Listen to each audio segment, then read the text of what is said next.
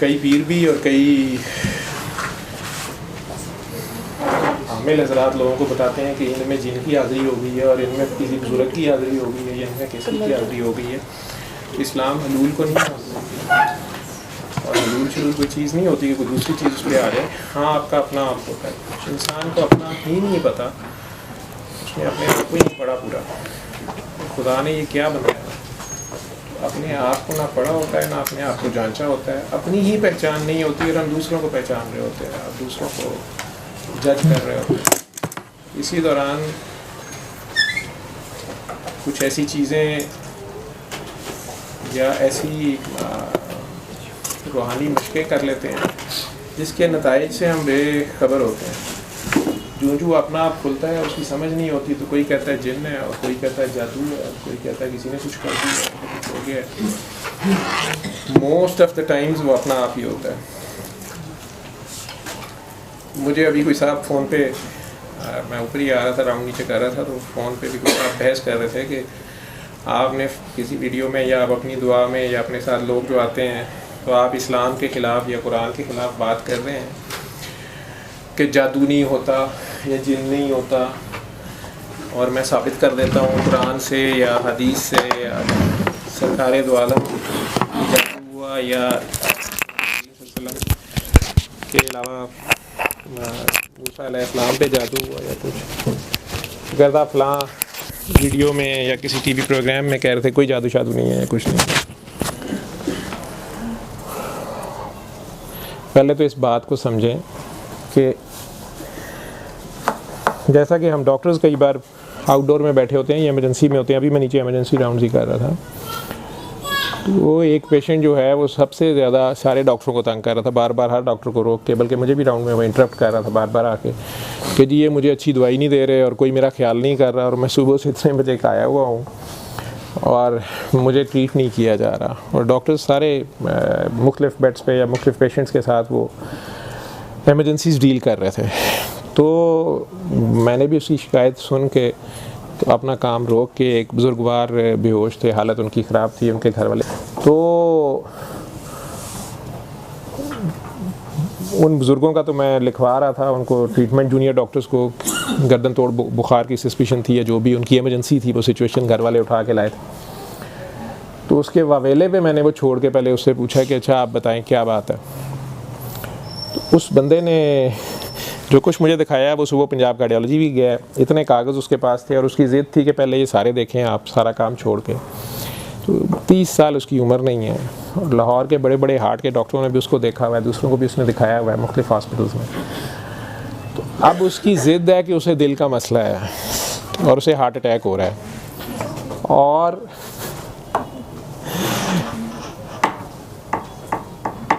उसको भी मैंने यही कह दिया तुम्हें कोई मसला नहीं है, ठीक है। वो कह रहा है मेरी ईसीजी देखें, मेरा इको देखें, मेरी एंजियो करवा दें, उसको एक ही सुई फंसी हुई है, मेरी एंजियो करवा दें। तो अब उसको जब मैं कह रहा हूँ कि कोई दिल की बीमारी नहीं होती, इस तरह कोई दिल की बीमारी नहीं होती जो वो डिस्क्राइब कर रहा है, तो वो नफ्सियाती तौर पे फंसा हुआ है कि उसको दिल की बीमारी है, उसे हम कार्डियक न्यूरोसिस कहते हैं। अब वो वहाँ कह के लगाना शुरू हो गया कि लो जी ये नवा डॉक्टर है कहता दिल की बीमारी नहीं होती, ठीक है। तो उसको छोड़ के मैंने वापस इमरजेंसी डील की है जिस पेशेंट को मैं देख रहा था। इसी तरह जादू का कॉन्सेप्ट मैंने पहले भी, मैं तो अपनी बात कर सकता हूँ ना एज ए डॉक्टर भी, और जितनी मुझे समझ है जादू का बिल्कुल कुरान में ज़िक्र है। जादू होता क्या है ये बहुत कम लोगों को पता है, लेकिन जितनी भी समझ है उसमें 90% से ज़्यादा लोग नफ्सियाती मरीज़ बने हुए होते हैं कि हमारे पे जादू है, हम पे किसी ने करा दिया है या हो गया है, और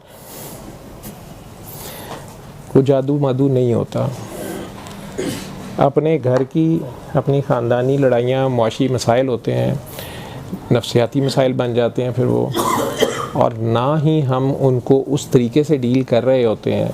कुछ दुनियावी मामलात हैं उनके लिए जो दुनियावी कोशिश होनी चाहिए, मेहनत होनी चाहिए, या उसके लिए जो भी दुनियावी पैरामीटर्स हैं वो तो पूरे नहीं करते और शॉर्टकट्स मारने के चक्कर में रहते हैं या ख़ुद चिल्लों वजीफ़ों के चक्कर में रहते हैं। और वो वक्त जो अहम वक्त है, जैसे एक बच्चा है वो सारा साल इम्तिहान की तैयारी तो ना करे, ना पढ़े, और चिल्ले वजीफ़े काटता रहे कि मैं फ़र्स्ट आ जाऊँ। जब सर पे इम्तिहान आ जाए और रिज़ल्ट आए तो फिर माँ बाप को कहे कि वो मेरे ऊपर ना फुफ्फो ने कुछ करा दिया है, मामू ने कुछ करा दिया है, चाचे ने करा दिया, मुझे पढ़ने ही नहीं देते हैं, मुझे कुछ करने ही नहीं देता, हम पे ये हो गया है, हम पे हो गया है। ये मुख्तलिफ, ये तो एक एग्ज़ाम्पल है ना इम्तिहान की या क्लास की। तो मोस्ट ऑफ़ द टाइम्स तो वो जादू होता ही नहीं जिसके ऊपर हम बहुत ज़्यादा वक्त गुजार देते हैं। फिर चिल्ले वजीफ़ों वाले हैं जो मेरे से ये सवाल बार बार पूछा जाता है कि जी आप इबादत से मना कर देते हैं या ज़िक्र अज़कार से मना। बिल्कुल नहीं मैं मना कर, आप इससे ज़्यादा ज़िक्र अज़कार और इबादत करें। इंसान को पैदा ही इबादत के लिए किया गया। तो आपको ये ज़रूर पता होना चाहिए कि इबादत अल्लाह की जाती है और खालिसतन सिर्फ़ अल्लाह के लिए की जाती है। जो अल्लाह के बड़े नेक हस्तियाँ भी गुजरी हैं उन्होंने इसको इस तरह भी वाज़े किया है कि हत्ता कि ना जन्नत के लालच में न दोज़ख के खौफ से की जाती है। अल्लाह का कलाम, अल्लाह के कलाम के मुख्तलिफ़ हरूफ या आयतें ये इस काम के लिए नहीं हैं कि इन्हें मुख्तलिफ़ तादाद में पढ़ के और फूका फाकी भी की जाए और दुनिया मांगी जाए। आप पहले ये देखें कि आप वो कर किसके लिए रहे हैं, आप कर मकसद क्या है आपका। फिर या हय्यो या कय्यूम बहुत ज़्यादा तस्बीह कर रहा है, अल्लाहु रहमानु रहीम की तस्बीह कर रहा है। कुछ को तो कोई ना कोई उस्ताद गाइड कर रहा होता है, कोई ना कोई उसका कोई ना कोई टीचर होता है, वो उसको गाइड कर देता है। जब वो देखता है कि इसकी नमाज कायम है, इसकी बेसिक्स पूरी हैं, इसकी प्राइमरी पास है, ठीक है, ये 5 वक्त का नमाजी भी है और इसकी नमाज कायम है, ये उससे आगे जाना चाह रहा है। एक बंदे ने मैट्रिक कर लिया है तो उसे एफ़ए का कोर्स बता दिया जाएगा, कोई ना कोई उस्ताद ही पढ़ाएगा ना उसको। या बीए कर लिया है तो एमए का दिया जाएगा, एमए कर लिया तो पीएचडी दी जाएगी। अब 5वीं पास नहीं है लेकिन सिर्फ इसलिए कि आप वो ज़ुबान पढ़ सकते हैं, इंग्लिश पढ़ सकते हैं, उर्दू पढ़ सकते हैं, अरबी पढ़ सकते हैं, और वो आप मुख्तलिफ़ तरीक़ों से वो काम शुरू कर दें और मकसद आपका ये है कि दुनिया का फ़लाना काम मेरा हो जाए और फ़लाना हो जाए, ठीक है, रिश्ते हो जाएँ, रिज़्क़ खुल जाए, मुख्तलिफ़ दुनिया, मैं बार बार कह रहा हूँ मादा परस्ती, मादियत, दुनिया, वो दुनिया मकसद होता है और अल्लाह के कलाम को इसके लिए इस्तेमाल कर रहे होते हैं। ये अल्लाह के कलाम की बहुत थोड़ी कीमत है, बहुत थोड़ी कीमत है। अल्लाह की आयतें, अल्लाह के बेसिकली आयत कहते हैं इशारे को, हिंट को। कुरान की आयात जो हैं वो इशारे हैं, हिंट्स हैं।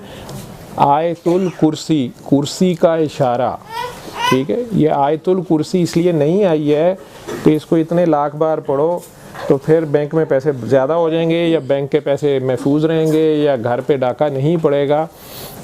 आयतुल कुर्सी से मकसद ये वो इशारा है कुर्सी का, जिसमें अल्लाह मुख्तलिफ़ तरीके से बता रहा है, चाहे वो इल्म हो, चाहे वो दुनिया की कोई भी ताकत है, दुनिया की कोई भी असबाब हैं, कि उन सब चीज़ों का मालिक आसमान या ज़मीन, हर चीज़ पे उसी की कुर्सी हावी है। तो मकसद कुर्सी फिर भी नहीं है, कुर्सी वाला है। आपका मकसद कुर्सी वाला है। तो आयतुल कुर्सी से आपने कुर्सी के इशारे से कुर्सी वाले तक पहुंचना था। जैसे आपने अगर किसी ने मुझे दिखाना है, डॉक्टर साहब से मिलना है, ये बार बार आप इस कमरे में आके लोगों से पूछें कि जी डॉक्टर साहब से मिलना है, वो कहेंगे डॉक्टर साहब की कुर्सी पड़ी हुई है।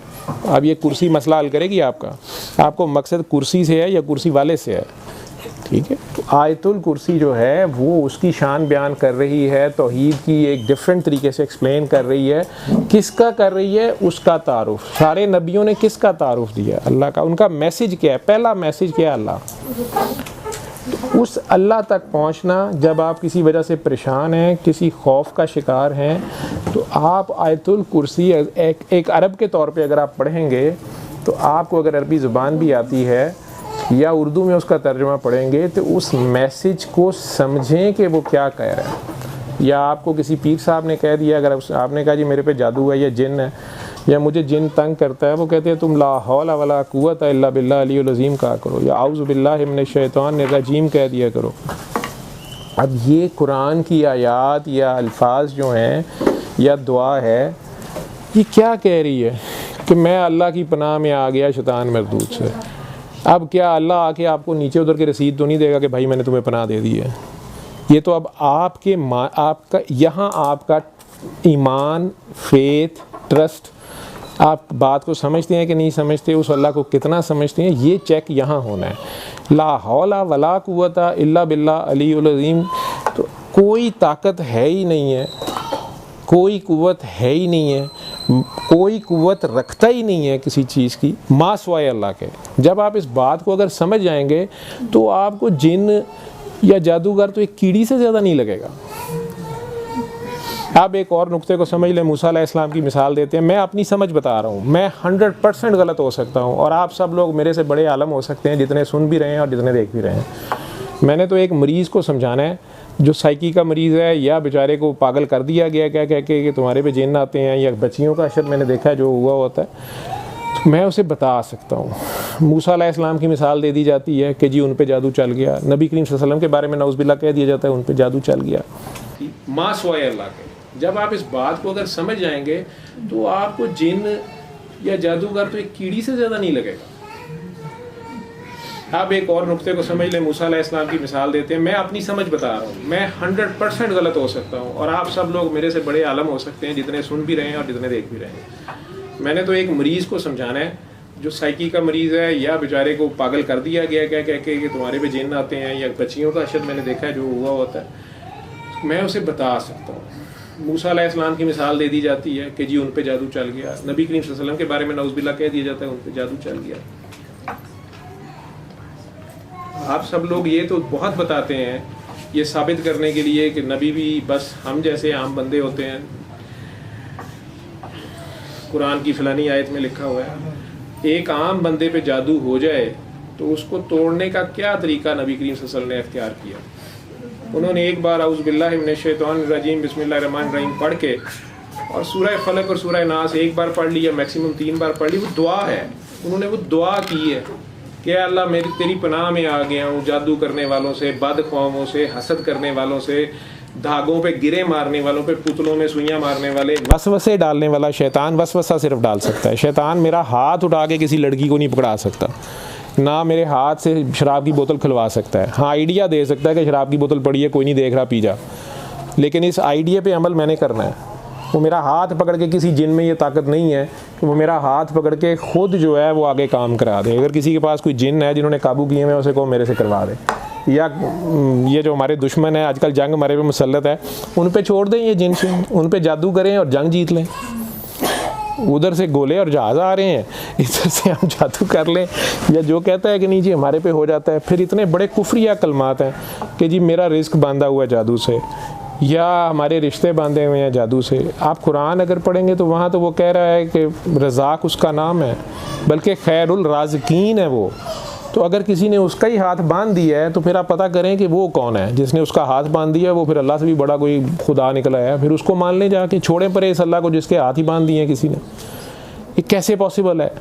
तो हमारे अपने ईमानों का हाल ये है, मूसा अलैहिस्सलाम को अल्लाह ने वो असा उनके पास पहले से था, जिस लकड़ी को लेके वो फिर रहे थे, जिस सोटे को लेके, जिस असा को लेके वो पहले से फिर रहे थे। बकरियां चराते रहे हैं वो शुएब अलैहिस्सलाम की। पहली बार जब तूर पे अल्लाह ताला से मुकालमा उनका हो रहा है तो अल्लाह ने उन्हें कहा है कि इस डंडे को अपने, ये जो तुम्हारे हाथ में डंडा है इसको ज़मीन पे रखो। रखा है तो वो सांप बन गया, और अल्लाह कहता है कि वो डर गए, लेकिन अल्लाह ताला ने कहा कि डरो नहीं, अब इसको पकड़ लो। अल्लाह ने उन्हें मुख्तलिफ़ निशानियाँ अता की हैं। मूसा अलैहिस्सलाम को उस डंडे की हकीकत का ही नहीं पता, जिसको उन्होंने इतने सालों से पकड़ा हुआ है, कि अल्लाह चाहे तो अचानक उसको सांप बना सकता है। अल्लाह के लिए क्या मुश्किल है? असल मैसेज ये है, ठीक है। फिर अपने ही हाथ को उन्होंने क्या बगल से निकाल, वो चमकना शुरू हो गया। अब वही हाथ उनके पास पहले से था, उन्हें उस हाथ की चमक का यद्दे बैज़ा जिसे कहते हैं, उन्हें अपना आप ही नहीं पता। तो हाथ तो उनके पास पहले से था। ये अल्लाह की शान है जो उन्हें बता रहा है कि मैं तेरे साथ हूँ, तूने किसी जगह घबराना नहीं है।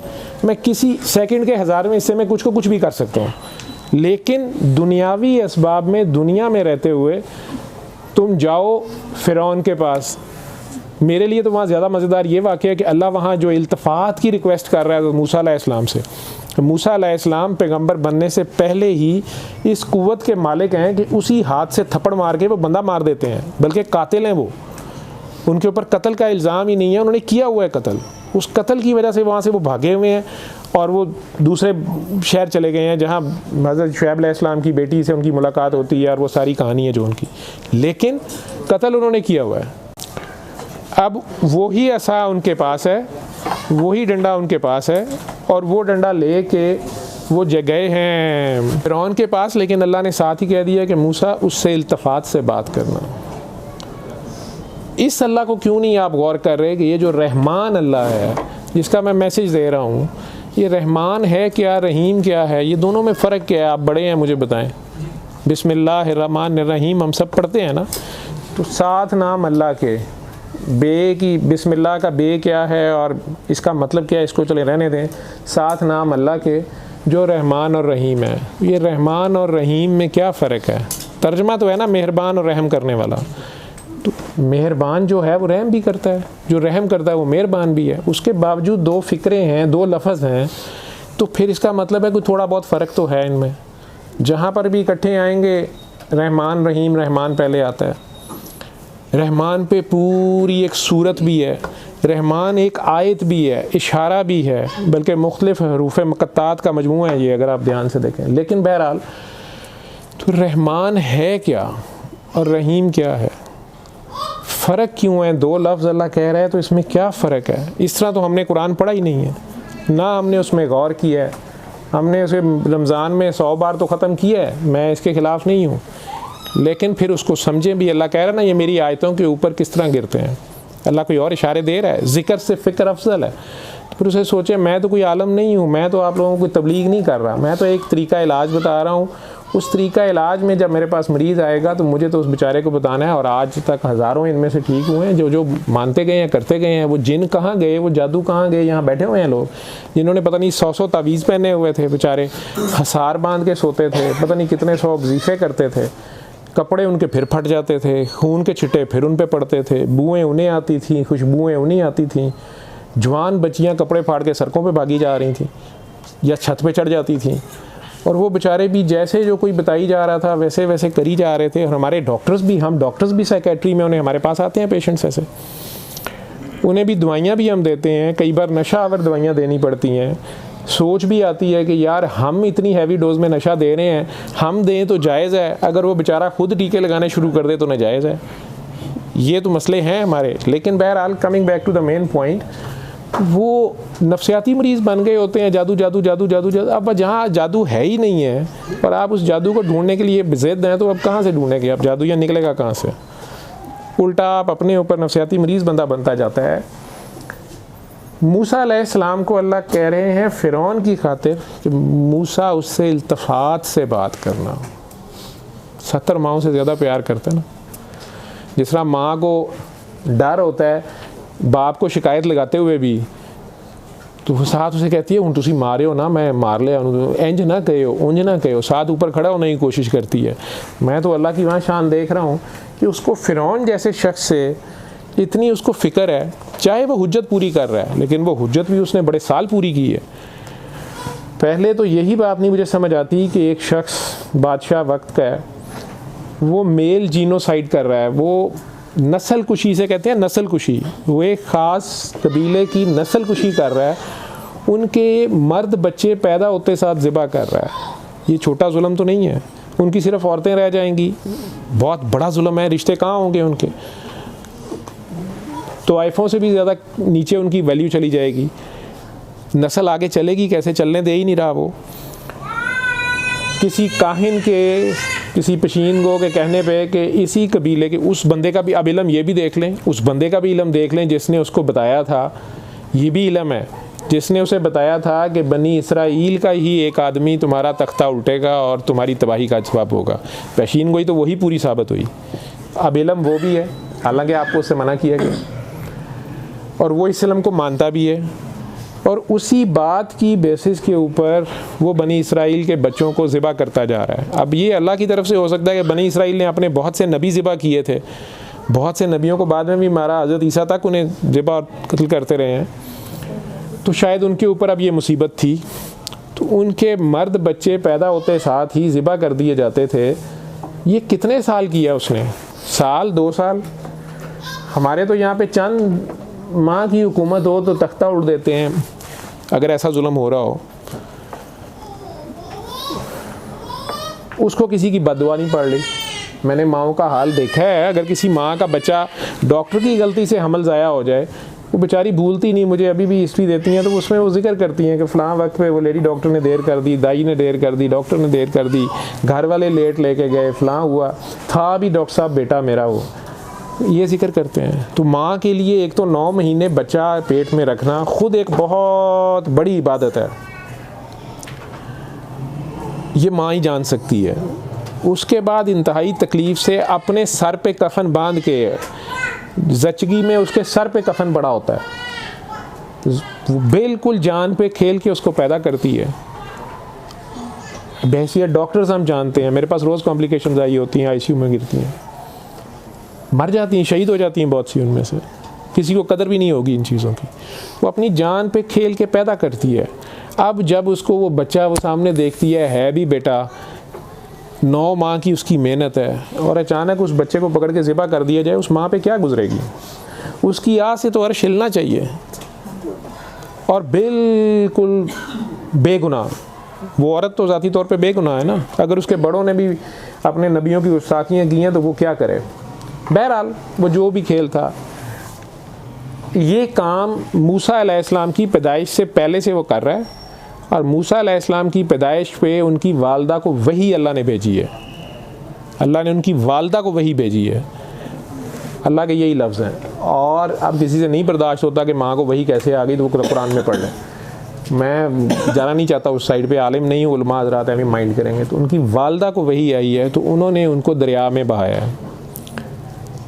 वो बीबी आसिया जैसी माँ के पास पहुँचा है, ये एक अलहदा किरदार है। ये नहीं बता रहे हम लोगों को कुरान में से, ना औरतों को सोचने पे मजबूर कर रहे हैं, ना मर्दों को, कि बीबी आसिया जैसी माँ जो फ़िरौन की बीवी है, उसका दर्जा इतना बड़ा क्यों है कि सरकार ने कायनात की बड़ी 4 औरतों में उनका नाम लिया है। उनका ऐसा कौन सा अमल है कि उसे कामिल औरत कहा जा रहा है?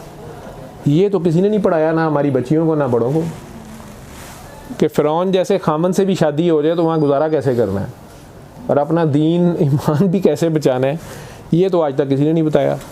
मेरी ड्यूटी तो नहीं है, मैं तो सिर्फ सोचने का कह सकता हूँ कि इस पे सोचें कि बीबी आसिया के ऐसे क्या अमाल थे उनका ये दर्जा है। फिर वो उस बच्चे को बचाती हैं, उस बच्चे की परवरिश करती हैं, वो कहानी आप सबको पता है। मूसा अलैहिस्सलाम पैदाइश के बाद, फ़िरौन के महल पहुँचने के बाद, फिर परवरिश के बाद, फिर बड़े हो गए, कोयले भी मुंह में रख लिए फ़िरौन को जब शक पड़ा है कि ये बच्चा वही ना हो। उसके बाद बड़े हो गए, बड़े होने के बाद बाज़ार में एक बंदा कत्ल भी कर दिया है, फिर वहाँ से भाग भी गए हैं, फिर हज़रत शुएब अलैहिस्सलाम के साथ 10 साल रहे हैं। तो मिनिमम भी हज़रत मूसा अलैहिस्सलाम की उम्र 40 साल तो होगी, क्योंकि नबव्वत 40 साल से पहले तो नहीं अनाउंस कर सकते वो, ये अल्लाह की शर्त है। तो वो 40 साल के तो वो होंगे ना कम से कम, हो सकता है 50 के हों। तो आप ये काउंट करें कि ये 40-50 सालों में फ़िरौन ने रोज़ बनी इसराइल, इतनी बड़ी वो कबीला था, उनमें कितने बच्चे ज़िबा किए होंगे उसने। वो हज़ार हा बच्चों का कातिल है या सैकड़ों बच्चों का कातिल है, और अल्लाह उसको बचाना चाह रहा है। अल्लाह कह रहा है मूसा उससे इल्तिफ़ात से बात करना। और जिब्राइल अलैहिस्सलाम के पूछने पे कि अल्लाह इतना बड़ा बादशाह, उसको तूने इतनी शान दी, जब डूबा तुझे तरस नहीं आया? तो अल्लाह कह रहा है मुझे अपने जलाल और इकराम की कसम, उसने मुझे पुकारा ही नहीं। अगर अभी भी मेरे इकराम को पुकारता तो मैं उसे माफ़ कर देता हूँ। ये उस रहमान की शान है। उस रहमान को तो हम पुकारते नहीं हैं। तस्बीह हम पढ़ रहे हैं, रहमानो रहीम, रहमानो रहीम, रहमानो रहीम, रहमानो रहीम, या रहमानो, या रहमानो, या रहीम, या रहीम, या रहीम। पहले तो हमें पता ही नहीं है क्या है। या हय्यो या क़य्यूम, या हय्यो या क़य्यूम, या हय्यो या क़य्यूम। अचानक जिन्न आ गया है, रात को थोड़ा सा खटका हो गया है, ठीक है, घर में कोई लाल रंग के छठे पड़े देख लिए हैं। अब यहाँ मेरे आपके कहने से तो अल्लाह है ही नहीं है, वो तो पहले से, अज़ल से भी पहले से, हमें हमारी समझ से पहले से ज़िंदा है और हमारे बाद तक ज़िंदा रहेगा। वो तो ज़िंदा है, वही तो ज़िंदगी है। तो मेरे आपके कहने से तो है ही नहीं है, और मेरे और आपके कहने से तो कायम नहीं होना उसने। तो फिर हम या क़य्यूम भी पढ़ रहे हैं, तो कहीं कायम मैंने तो नहीं होना था, और ज़िंदा होने का सबूत कहीं मैंने तो नहीं देना था। एक बंदा मर रहा है, एक मरीज़ मर रहा है, और मैं कह रहा हूँ कि नहीं मुझे इतने लाख ही दोगे तो मैं जान बचाऊंगा, नहीं तो नहीं बचाऊंगा। तो जिनको बुल्ला कह रहा है कि असा बुल्ला शाह असा मुर्दे वेखे खांदे पींदे नाले टुरदे वेखे, जिन्हें अल्लाह कह रहा है नबी ये मुर्दा हैं, ये गूंगे बहरे और अंधे हैं, वो गूंगे बहरे और अंधे तो नहीं थे। और जो यहाँ पर गूंगे बहरे अंधे हैं ये वहाँ भी गूंगे बहरे अंधे होंगे। ये वो वाले तो नहीं है बेचारे जो पैदाइशी गूंगे बहरे अंधे हैं, ये नहीं उनकी बात हो रही है। तो ये कौन से गूंगे बहरे अंधे हैं? ये वो हैं जिनके दिल गूंगे बहरे और अंधे हैं, जिनमें एहसास की दौलत नहीं है, जिन्हें दूसरे का एहसास नहीं है, जिन्हें मखलूक खुदा का एहसास नहीं है, जिन्हें खुदा के होने का एहसास नहीं है, और जिन्हें अपनी औकात का एहसास नहीं है, जो खुदा को चैलेंज कर रहे हैं और उसकी आयतुल कुर्सी पढ़ के भी उसकी कुर्सी नहीं पहचान रहे, और फिर किसी जादूगर के पीछे भागे जा रहे हैं, या दुनियावी बादशाहों के पीछे भागे जा रहे हैं, या नोटों के पीछे भाग रहे हैं। ये है कोई बात? उस आयतुल कुर्सी के पढ़ने का क्या फ़ायदा है? या उस आयतुल कुर्सी को आप अगर समझ ही नहीं पा रहे तो उल्टा आप फंस जाएंगे, कल्ब सख्त होगा आपका। अपने उलमा कराम से कहेंगे अगर मैं गलत हूँ तो मुझे बता दें। कल्ब सख्त होता है, उसके बाद कैफियत तारी होना शुरू होती हैं, और फिर मुख्तलिफ मुवक्किलों वालों के पास, भाई मुवक्किल से ज़्यादा तुम तवक्कल से काम क्यों नहीं लेते? मुवक्किल है मक्कल पकड़ लूँ, मगर ये मुवक्किल की है क्या? कोई कह रहा है ये जिन। मैं आज उलमा, एक किसी ने मुझे, आप में से किसी ने वीडियोस भेजी हैं, ये देखें इतने बड़े आलम हैं, ये कह रहे हैं मुवक्किल जिन होते हैं। फिर एक दूसरे आलम का भेजा कि वो कह रहे हैं कि ये छोटे फरिश्ते होते हैं। भाई मुझे क्यों मरवाने लगे हो? सारे ही ठीक हैं, ये मुझे नहीं पता, मैं डॉक्टर हूँ। मैं सिर्फ इतना जानता हूँ कि मूसा अलैहिस्सलाम का जब उसी फ़िरौन से खेल शुरू हुआ है, उनकी ड्यूटी शुरू हुई है, अल्लाह ने उनकी ड्यूटी लगाई है, इस तक मेरा पैगाम भी पहुँचाओ और इसको बचाने की कोशिश करो। वो सारी कोशिश उन्होंने की है। उसमें आप सबको पता है उस वाक़े का कि वो जादूगरों से मुकाबला हुआ। जादू पे जो बात हो रही है, जादूगरों से मुकाबला हुआ, वो क्या था जादूगरों से मुकाबला? उन्होंने मूसा अलैहिस्सलाम से कहा कि तुम पहला वार करना है तो करो। अल्लाह का बंदा यूजुअली कभी पहला वार नहीं करता। उन्होंने कहा तुम लोग करो जो करना है, मैं बाद में करूँगा। और सबको आप लोग अपने जहन में सोच लें कि एक बहुत बड़ा मैदान है, उसमें उन्होंने 50 या 100 या 5000 रस्सियाँ फेंकी हैं, और मूसा अलैहिस्सलाम के हाथ में बस एक वो असा है या डंडा है। असा को मैं डंडा, मैं फिर कुछ लोग जो बहुत इज़्ज़त करते हैं या रिस्पेक्ट वाले हैं, बहुत अकीदत वाले हैं, वो मेरी करेक्शन नीचे करते रहते हैं कि जी कुरान मजीद को ऐसे पकड़ा हुआ था, या असा कहें डंडा ना कहें। और भाई मेरी कौम में 90% नई जनरेशन जो है उन्हें ये भी नहीं पता कि डंडे को असा कहते हैं। डंडा इन्हें समझ है, ठीक है, डंडा इन्हें समझ है, क्योंकि हर 8-10 साल के बाद जो है वो ये भी एक तरीका इलाज है मेरे अजीज़ हज़मतों, तो वो ये इसकी इन्हें समझ है, असा की नहीं समझ है, ठीक है, ये भी एक तरीका इलाज है। तो एक उनके पास वो असा है और या 2 टांगे हैं उनके पास, और पूरे मैदान में वो अकेले खड़े हैं और देखने वाले पूरी मजमा देख रहे हैं। अब उन जादूगरों ने जो भी मंत्र पढ़ा, या आप लोग जैसे जादू कहते हैं पढ़ा, मेडिकल साइंस या साइकेट्री कहती है हिप्नोटाइज कर देते हैं, ठीक है जी, ये जो भी किया उन्होंने, इल्यूजन क्रिएट की इसे मैं कहूँगा, क्योंकि अल्लाह भी यही कह रहा है। मूसा अलैहिस्सलाम को वो रस्सियाँ सांप नज़र आने लगी। अल्लाह कहता है मूसा को ख्याल गुजरा कि ये सांप है। तो ये ख्याल की ताकत जो है, अगर आप लोगों को समझ आ जाए, मॉडर्न साइंस इस ज़माने में जंग जो हो रही है वो ख्याल पे हो रही है। आप लोग हथियारों की जंग समझ रहे हैं, ये ख्याल पे हो रही है, आपके माइंड पावर पे हो रही है, ठीक है। और माइंड पावर किसी की जागीर नहीं है, IQ जिनका ज़्यादा होगा और जो बात को डीप समझते हैं। आप तो अभी तक यही फ़ैसला कर रहे हैं कि स्पीकर हलाल है या हराम है, ठीक है। तो बहरहाल मूसा अलैहिस्सलाम को ख्याल गुजरा कि ये सांप है। जैसे आपको या मुझे हो जाए कि हाय मेरे पे जिन है, ये जिन आ गया या कुछ आ गया है, तो ये वसवसा या ये ख्याल या इल्यूजन हम अंग्रेज़ी में इसे कहते हैं।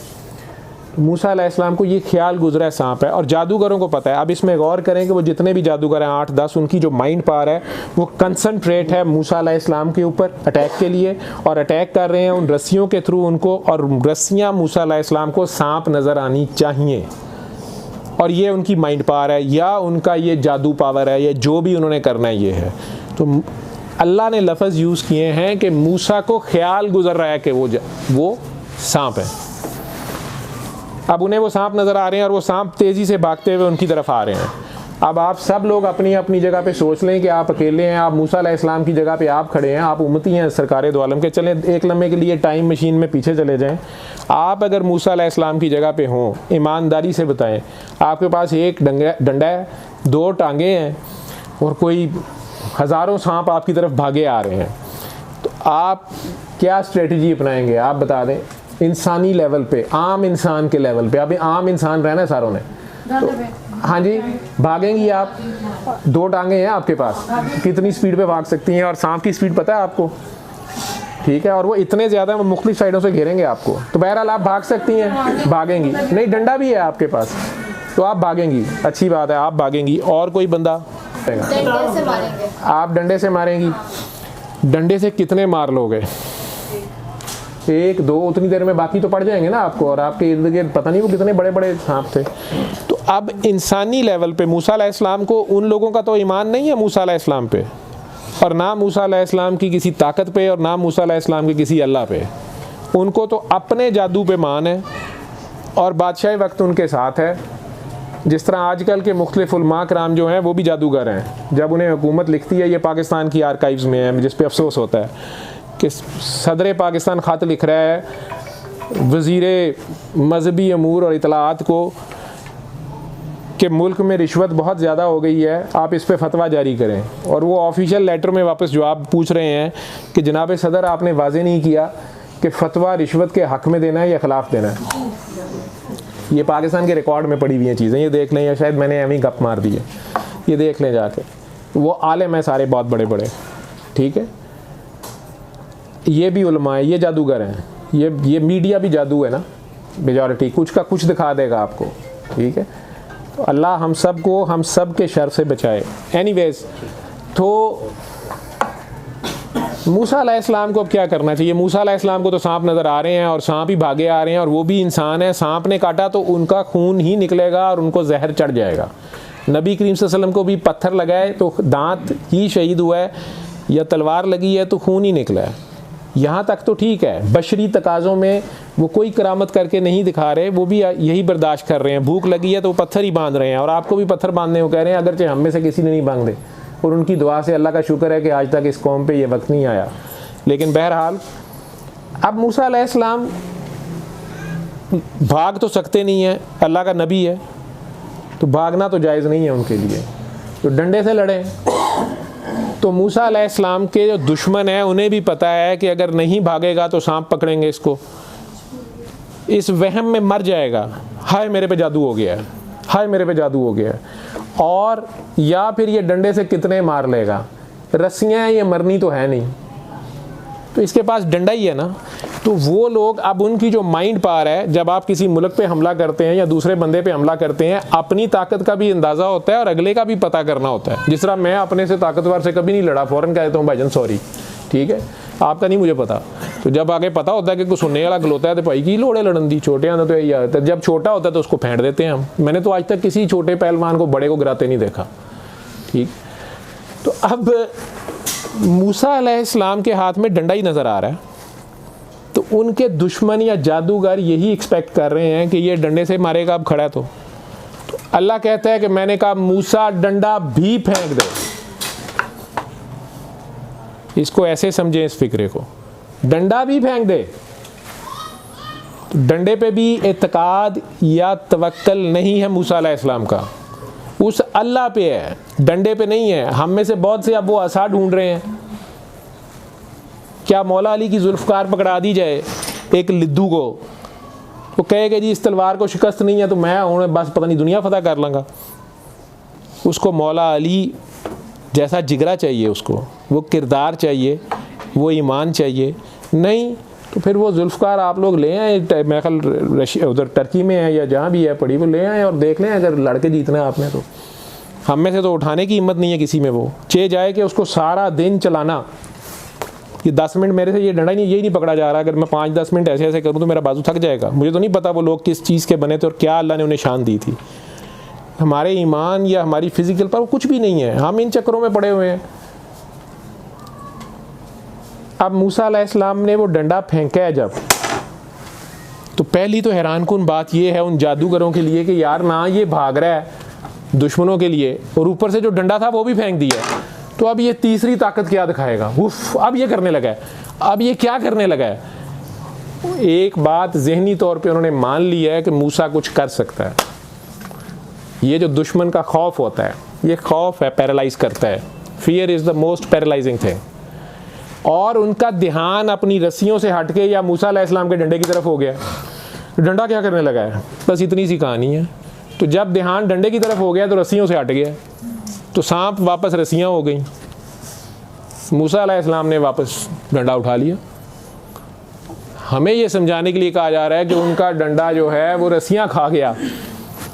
ठीक, इतनी रस्सियाँ खा के फिर वो डंडे का डंडा है, बहुत बड़ा पेट है उसका। अल्लाह जिस तरीके से बात कर रहा है वो हिकमत से भरपूर है। तो इसको ऐसे समझें कि मूसा अलैहिस्सलाम का या अल्लाह के बंदे का तवक्कल उस असा या करामत पे नहीं है। वो करामत पे नहीं लड़ रहा होता, वो करीम से जुड़ा होता है और उसका करम मांग रहा होता है। उसका करम जिसको मिल जाए उसको और किसी चीज़ की ज़रूरत नहीं रहती। वो करीम से जुड़ा होता है और उसका करम मांग रहा होता है। अब वो अल्लाह करीम है या नबी करीम है या कुरान करीम है, जिसकी पहुंच जहां तलक उसके लिए वहीं पे तू है, तीनों ही करीम है। मूसा अलैहिस्सलाम ने तो इतनी सी काम करके क्या किया, उन्होंने काम किस तरह जादू तोड़ा है उन्होंने। और वो जादूगर सारे के सारे उसी वक्त ईमान ले आए मूसा अलैहिस्सलाम पे। क्यों? क्योंकि उनकी तो रस्सियाँ हो गई फारिग, और मूसा अलैहिस्सलाम का डंडा जो है या उनकी चाल जो है, असल खेल इसमें क्या हुआ है, मूसा का क़याम, वो सिर्फ या हय्यो या कय्यूम कहने वाला नहीं है। उसने वहाँ साबित कर दिया है कि वो ही उसकी जगह यहाँ पे रिप्रेजेंटेटिव है। वो वाकई उस ना नज़र आने वाले अल्लाह का नुमाइंदा है, तर्जुमान है। और वो ना नज़र आने वाला अल्लाह जो है वो उसके साथ है और उसने उसका साथ दिया है। और उसने इतने ज़्यादा लोगों को इकट्ठे अकेले मैदान में शिकस्त दे दी है। उन जादूगरों ने भी, वो इल्म वाले थे, ये हैं आलिम, इसे कहते हैं आलिम। ये आलिम होता है, जैसा भी इल्म था उसका। उन्होंने फ़ौरन मान लिया कि हमारा इल्म छोटा है इसके इल्म से। मूसा अलैहिस्सलाम का इल्म क्या था? पहले तो ये बताएं कि मूसा अलैहिस्सलाम का इल्म क्या था। उन्होंने तुरैत पढ़ी थी या तुरैत की कोई आयतें पढ़ी थी? उनका इल्म क्या था? अल्लाह, मेरा अल्लाह है, बस। अब ये अल्लाह है निकलता है कि नहीं निकलता, क्योंकि करबला में तो अल्लाह नहीं नज़र आया वैसे लोगों को। इस्माईल अलैहिस्सलाम की बारी तो बकरा आ गया है, हर जगह पे आया है, लेकिन यहाँ तो नहीं आया। यहाँ पर हुसैन ने, मौला हुसैन ने जो कुछ किया है वो तो बिल्कुल चैप्टर ही अलग है। अब आ जाए नबी करीम सल्लल्लाहु अलैहि वसल्लम के वाक़े की तरफ। तो उसको तो पहले मैंने 2 लाइनों में आपको सिंप्लीफाई बता दिया है कि सरकारे दो आलम ने तो हमारा ये बहाना भी नहीं छोड़ा कि जी साढ़े को तो डंडा ही नहीं है। पहले तो असाद हो ना मूसा अलैहिस्सलाम वाला, फिर असी सुटांगे, फिर देखांगे। वो भी सारे जादूगर, जितने जादूगर लेके आया था वो सारे मूसा अलैहिस्सलाम पे ईमान ले आए थे। ये इल्म वाले हैं। उन्होंने कहा कि हम मान गए कि तेरा इल्म हमारे इल्म से ज़्यादा है और हम तेरे इल्म पे ईमान ले आए हैं, हम तेरे अल्लाह पे ईमान लाते हैं। इसी तरह नबी करीम सल्लल्लाहु अलैहि वसल्लम पे जो जादू जिस बदबख्त ने करवाया था, वो तो उसके नसीबे में वो था मुसलमान, सरकार के पीछे नमाज़ पढ़ता था। ये बात याद रखना, ये भी ऐसी बदबख्ती भी है कि सरकार का ज़ियारत भी रोज़ हो रही है, सरकार के साथ नमाज भी पढ़ रहा है उस मस्जिद में, जिसके लिए हम में से बहुत से मरते हैं कि हाय कब जाएंगे मदीना मुनव्वरा, कब हम मस्जिद नबी में नमाज़ पढ़ें, गुंबद खिज़रा की कब शान देखें, उसकी छाँव में बैठें। ऐसे बदबख्त भी गुज़रे हैं कि सरकार के साथ बैठे हैं, उनसे प्यार लिया है, उनके रोज़ाना उनके जलवे देखे हैं, दर्शन देखे हैं, और फिर उन्हीं पे जादू करा रहे हैं, उन्हीं की दाढ़ी पकड़ रहे हैं, उन्हीं के बारे में आपस में बकवास कर रहे हैं कि नौज़ बिल्ला ये कानों के कच्चे हैं। क्या हमारे ईमान भी ऐसे तो नहीं है? अपना अपना गिरेबान पकड़ा करें, बजाय मेरा या किसी और का गिरेबान पकड़ने के अपना गिरेबान पकड़े। आपने क्या समझा उसको?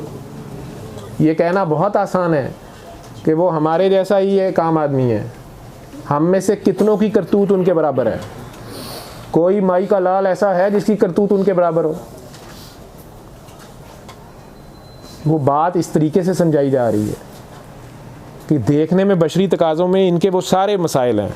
हम में से कितने हैं जो 3 दिन फाका काट के भी हमारी लाडली बेटी हमें कहे कि अब्बा मेरे हाथों पे छाले पड़ गए हैं, आटा पीसती हूँ, ये पत्थर की चक्की पीसती हूँ, कोई आटा कोई गेहूँ मिल जाए उसको पीसती हूँ, उसको बेचते हैं, कुछ उजरत आती है, कुछ रोटी पकती है। आज फाका है 1 दिन से और मेरे हाथों में अब छल्लियाँ पड़ गई हैं, चंडियाँ पड़ गई हैं, छाले पड़ गए हैं। किसी की ड्यूटी लगा दें, इतने आपके चाहने वाले हैं, इतने मुरीद हैं आपके, आप पे जान निसार हैं, ठीक है, किसी को कहें ये चक्की पीस दे या मेरी मदद कर दे। हम में से कितने आम आदमी हैं ऐसे जो बेटी को ये सबक आगे से देंगे कि मैं तुम्हें इससे भी ज़्यादा अच्छी बात ना बताऊं।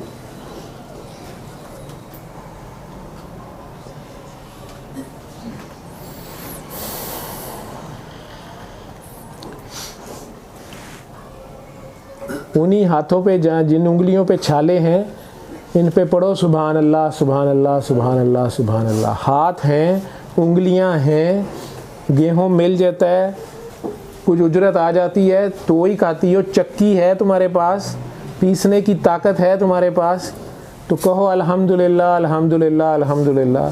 फिर वो जो भी लुकमा मिलता है, मैं 3 दिन से फाके से हूँ, तू तो 1 दिन से है, तो कह अल्लाह अकबर कि तू बहुत बड़ा है। ये भी ना देता तो क्या कर लेते।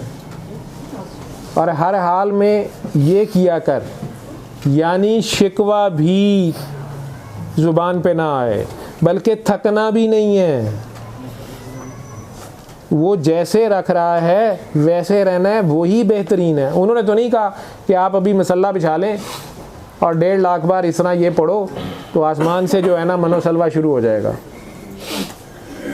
यही तस्बीह क्यों कही थी कि नमाज भी ख़त्म कर लो तो उसका शुक्रिया अदा करना, उसकी शान बयान करना कि तेरी तौफीक से ये नमाज पढ़ी है, अदरवाइज़ मैं इस काबिल भी नहीं था। अगला बंदा भूख से मर रहा है, बच्चे उसके छोटे छोटे हैं और उम्र कितनी है उनकी 17-18 साल।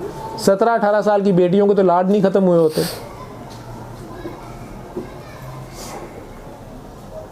मेरी बेटी माशाल्लाह 21-22 साल की है, यूनिवर्सिटी पढ़ रही है, 1000 लाड हैं उसके, ज़रा सी बात पे नाराज़ हो जाती है।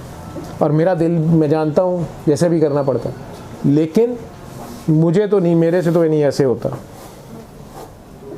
ये उनकी शान है। उन पे जादू भी किसी बदबख्त ने कोशिश की, चलो ये साइंटिफिकली समझ लो, ये बाल आपके, इसलिए बड़े औरतों को भी कहते थे कि अगर उनके बाल गिरते हैं, कंघी करते हो, तो बालों को किसी महफूज जगह पे या प्रॉपर जगह पे डिस्पोज ऑफ किया करो। बाथरूम में गटर में बच भेजें, ये आपके एंटीनास हैं, इनमें आपका प्योर डीएनए है, ये डी नेचर नहीं होता हज़ारों साल बाद भी, ये प्योर आपका प्योर सिम है, ये आपकी, इस पे सिग्नल आ जा रहे हैं, चलें ऐसे समझ लें। बहरहाल उनके बाल लिए गए, उसको कच्ची खजूर में रखा गया ताकि उसको मीठा चाहिए बालों को, उसको पानी में रखा गया ताकि वो तरोताज़ा ही रहे, कुएं में फेंका गया, कुछ बालों को गिरें मारी गई, दरख्त पे बांधा गया, पुतला बनाया गया, वॉटेवर जो भी नॉनसेंस की गई। जादू आसमानी इल्म था, हारूत मारूत ने सिखाया था, मैंने भी ये सारा पढ़ा हुआ है। लोगों को यही बता बता के आप डराई जा रहे हैं और साइकी के मरीज़ बनाए हुए हैं, और औरतों ने पता नहीं क्या कुछ लुटा दिया इस काम में। और बाशरा लोग हैं और वो बेचारे भी परेशान हैं, हमारे पे जादू और जिन हुआ हुआ है। वो नमाज किस काम की जिसमें ध्यान खुदा की तरफ ही नहीं है, ईमान ही खुदा पे नहीं है, जिन पे है। सबसे बड़ा जिन या जिन्नों में ताकतवर शैतान है। मेरे मोबाइल में अगर कोई दोस्त मेरा या कोई खैर का कोई शरारत से गंदी फिल्म भी भेज देता है, कुछ भी भेजता है, मैं मैक्सिमम उसको ये देखते साथ मुझे पता चलता है, एक तस्वीर सी नज़र आती है कि यार ये कोई गंदी तस्वीर है या गंदी वीडियो है।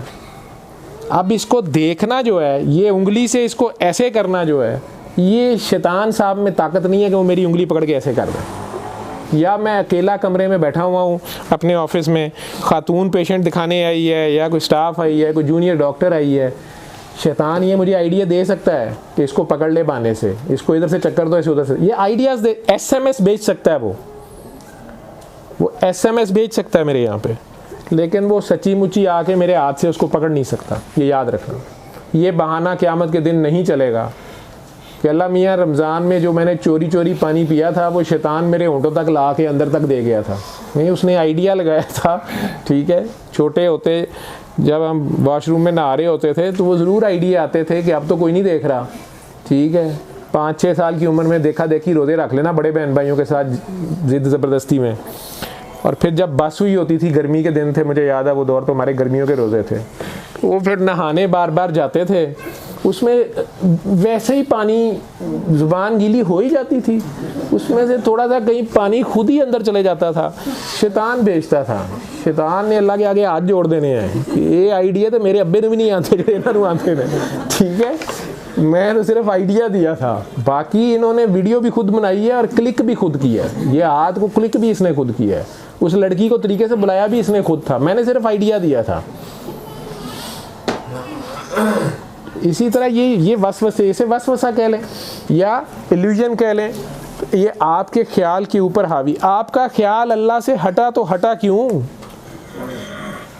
आपकी अल्लाह से दोस्ती है, आपको बजाय इसके कि आपका ध्यान अपने मशूक पे हो, आपका ध्यान इतने से जिन के ऊपर है, तो आप डरी जाएं उससे भाई, फिर आप डरी जाएं। एक बंदा जो है उसकी सदर पाकिस्तान से या बादशाह वक्त से दोस्ती है, लेकिन डरता वो कीड़ी से है, तो अब बादशाह वक्त वहाँ बेचारा क्या करे, मुझे लगता है। ये ख्यालात हमारी सोच, आपकी ख्याल, आपकी नीयत, वो फोकस अल्लाह पे क्यों नहीं है? अब जब फोकस उन जादूगरों का हटा है और डंडे पे आया कि हाय डंडा क्या करेगा, बस रस्सियाँ फारिग हो गई हैं उधर से। इसी तरह सरकार दो आलम सल्लल्लाहु अलैहि वसल्लम ने सहाबा कराम को दिखाया है, उनके भी दिलों में अगर खौफ था, उन्होंने भी सुना हुआ था कि जादू होता है, उसका मुकाबला कैसा करना है, उन्होंने दिखाया है। देखो ये देखो कुएं में शायद मौला अली उतरे हैं, या दरख्त के ऊपर से किसी ने वो गिरें जो बांधी हुई थी वो खोली हैं, और सब ने कहा हाय इसको जलाएं, इसको ये करें, ये बताएं ना लोगों को। फिर उन्होंने कहा ये कुछ भी नहीं है, इसको ऐसे ही रख दो, किसी बेचारे ने कितनी मेहनत की हुई है, इसको ऐसे ही रख दो।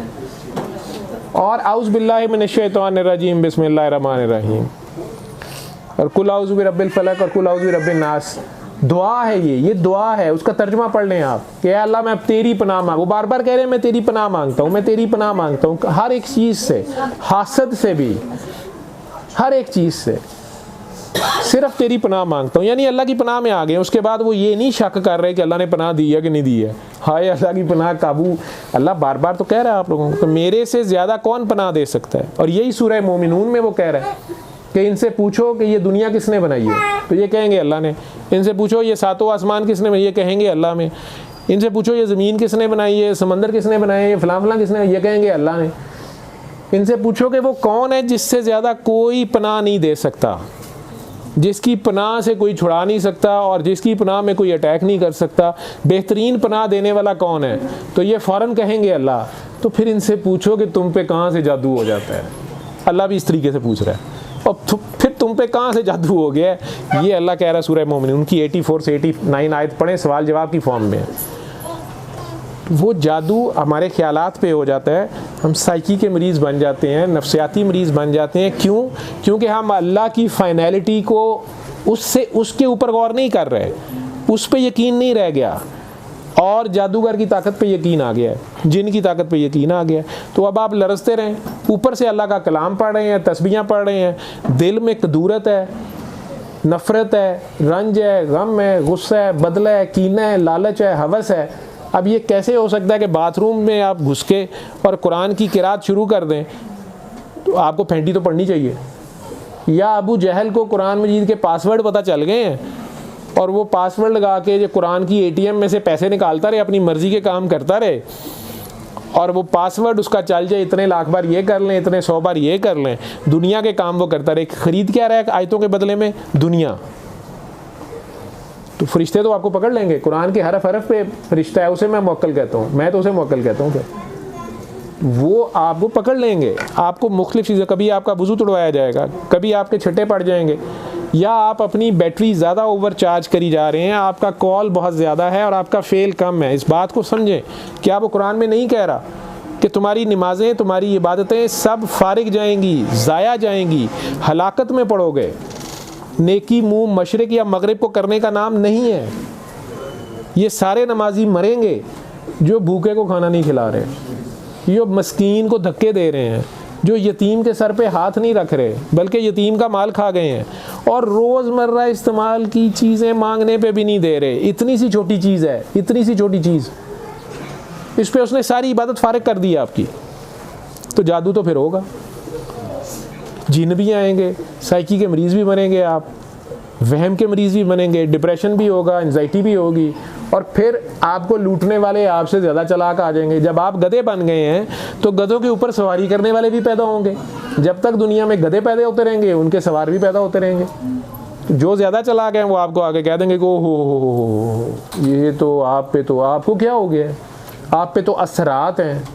बिल्कुल असरात हैं, हराम खाया उसके असरात हैं, या कुरान की तकदीस नहीं की उसके असरात हैं, या अपने अल्लाह से ही आप दूर हो गए हैं तो असरात हैं, मनफी सोच के असरात हैं, नफ़रत के असरात हैं। एक ही घर में 4 बंदे रह रहे हैं, आपस में एक दूसरे के साथ मुखलिस नहीं है, एक दूसरे के साथ रंज गम गिले रखे हुए हैं, तो भाई शैतान इतना फारिग नहीं है, उसको क्या ज़रूरत पड़ी हुई है आपके पास है। वो यूरोप क्यों ना जाए जहाँ लोग बड़े ईमान से रह रहे हैं, सही रह रहे हैं, उधर जाके फसाद क्यों ना करे। इधर तो आप लोग खुद को फील हैं, इधर तो सगे बहन भाई एक घर में नहीं रह सकते,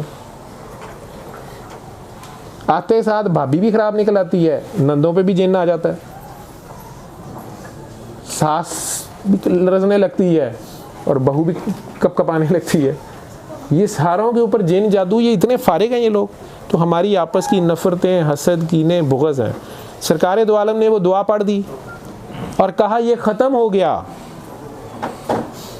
200 किलोमीटर दूर वो जादूगर रहते थे और उनका क्लेम था, यहूद थे वो, उनका क्लेम था कि हमारे पास आसमानी इल्म है और इसका तोड़ नहीं है।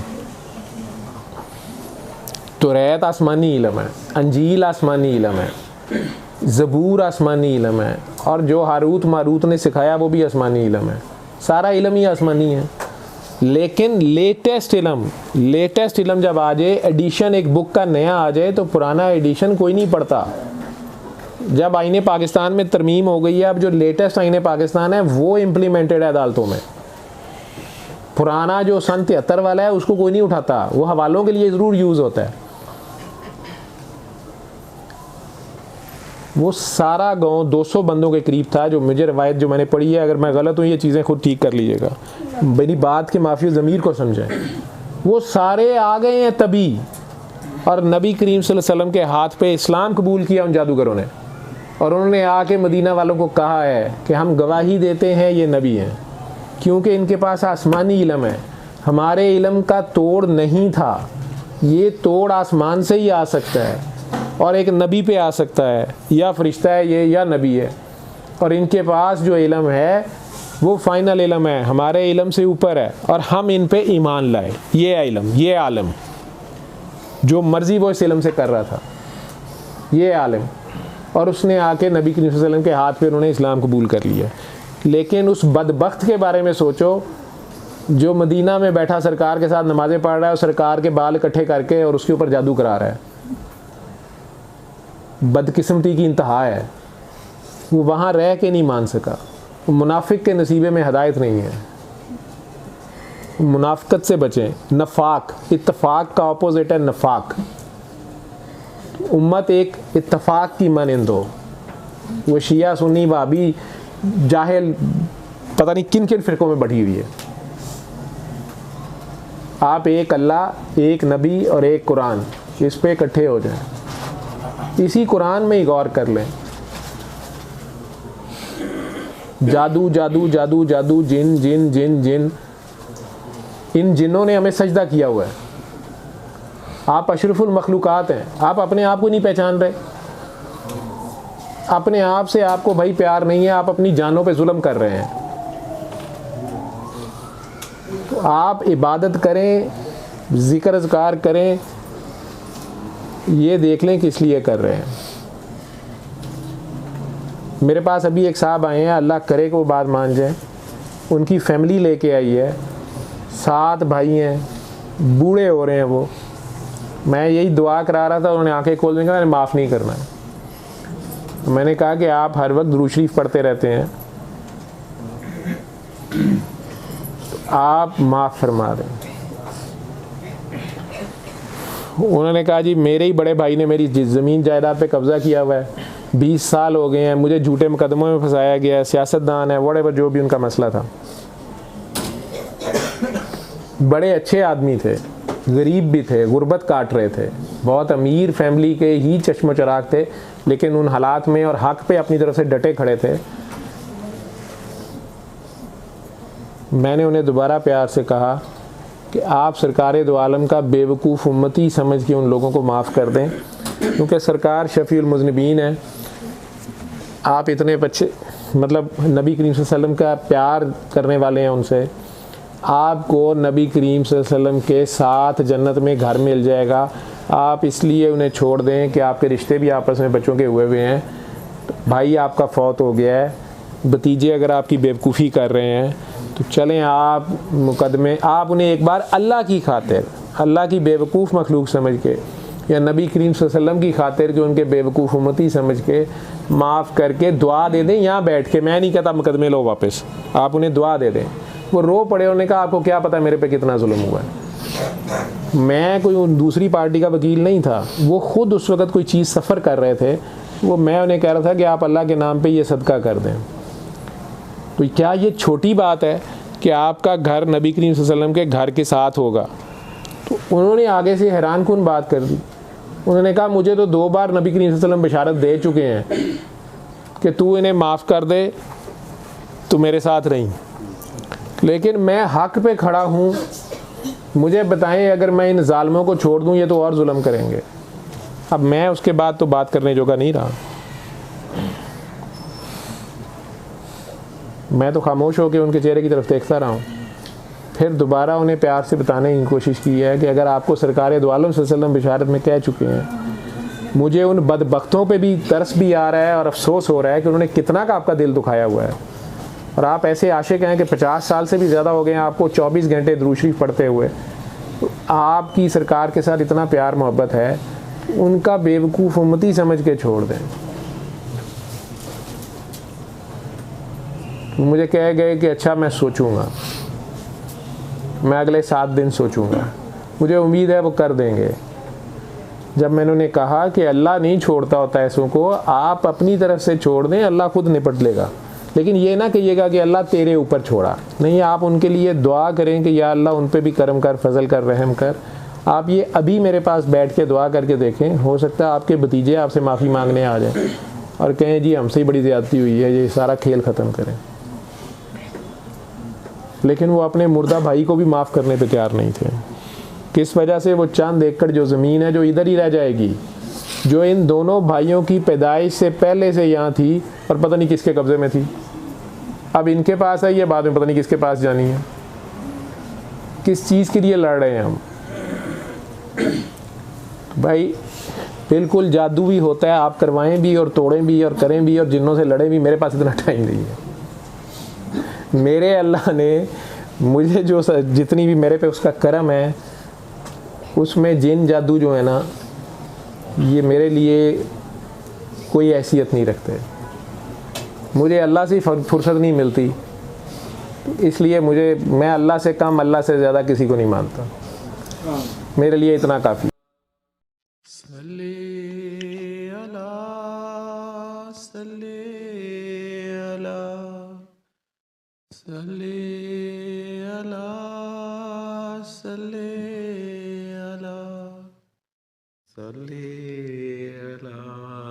शफीना सल्ले अला